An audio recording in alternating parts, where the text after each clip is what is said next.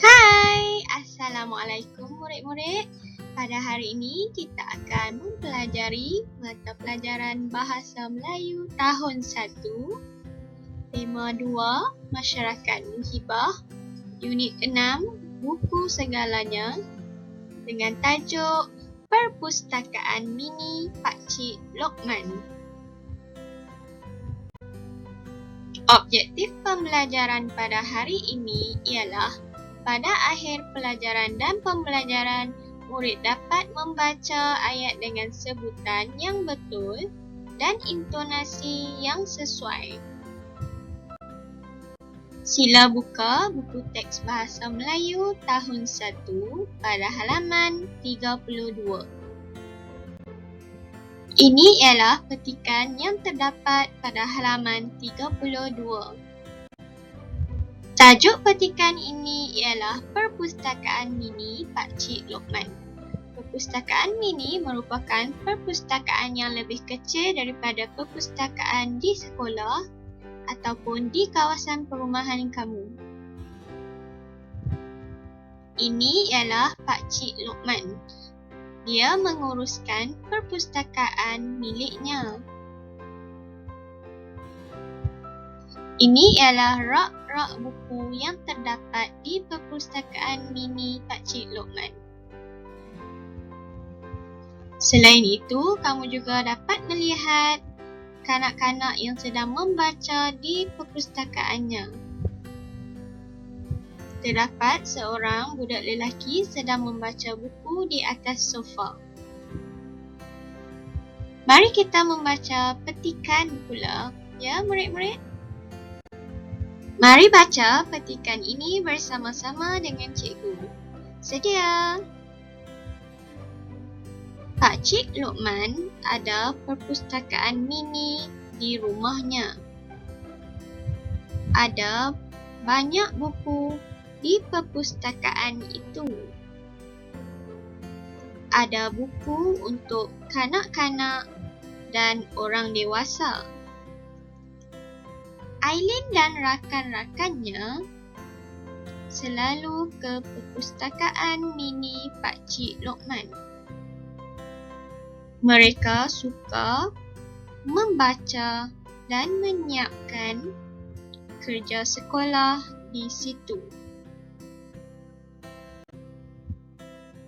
Penduduk taman juga selalu berkumpul di situ pada hari Minggu. Mereka beramah mesra. Mereka juga meminjam dan bertukar-tukar buku. Pada masa hadapan, Pakcik Lokman bercadang untuk apa agaknya ya murid-murid? Cuba kamu fikirkan ayat untuk menyambung ayat pada perenggan ini. Apakah ayat-ayat yang sesuai? Adakah kamu mempunyai idea yang bagus?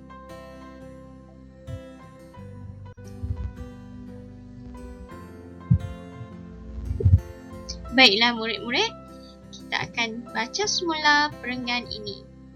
Pada masa hadapan, Pakcik Lokman bercadang untuk membesarkan perpustakaan mininya.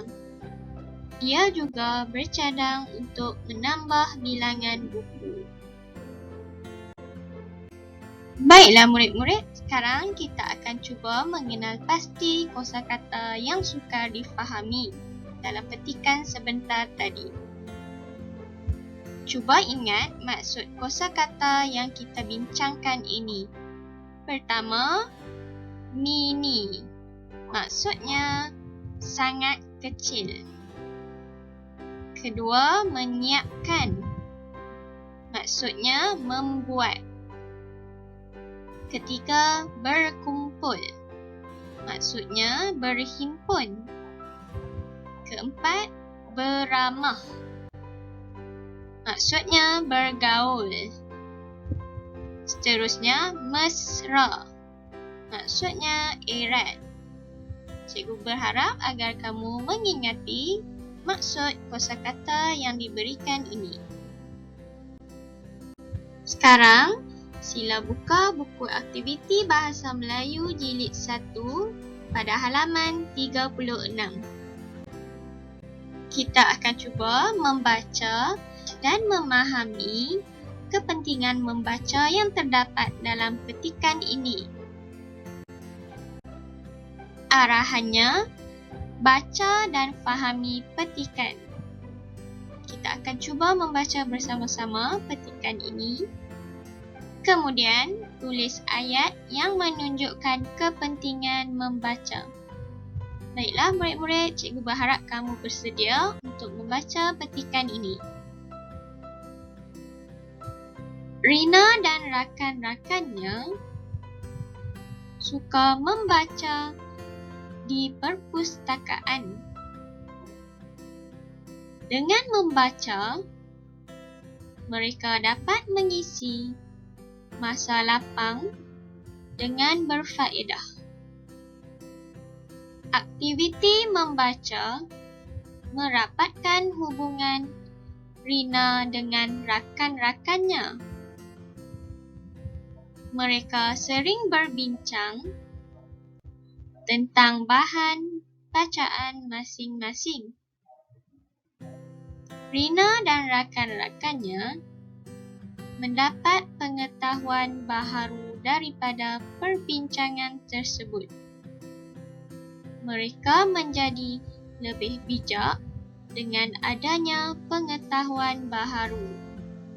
Baiklah murid-murid, dengan membaca kamu mempunyai banyak faedah. Kita akan dapat merapatkan hubungan, mengisi masa lapang dan mendapat pengetahuan baharu. Sebelum memulakan latihan, mari kita baca arahan yang diberi. Baca dan fahami petikan. Kemudian, tulis ayat yang menunjukkan kepentingan membaca. Kamu harus mengenal pasti kepentingan membaca dalam petikan yang kita baca sebentar tadi. Kepentingan membaca yang pertama ialah, cuba lihat perenggan pertama ini. Dengan membaca, mereka dapat mengisi masa lapang dengan berfaedah. Jawapan ini telah diberi pada ruangan yang pertama. Cuba kita lihat perenggan yang kedua pula.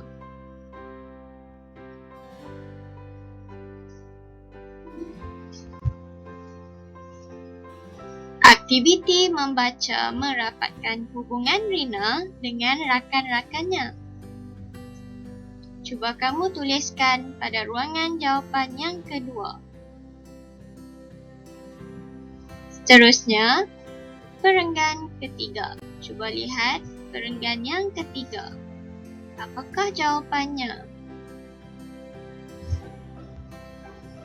Rina dan rakan-rakannya menjadi lebih bijak dengan pengetahuan baharu daripada aktiviti membaca.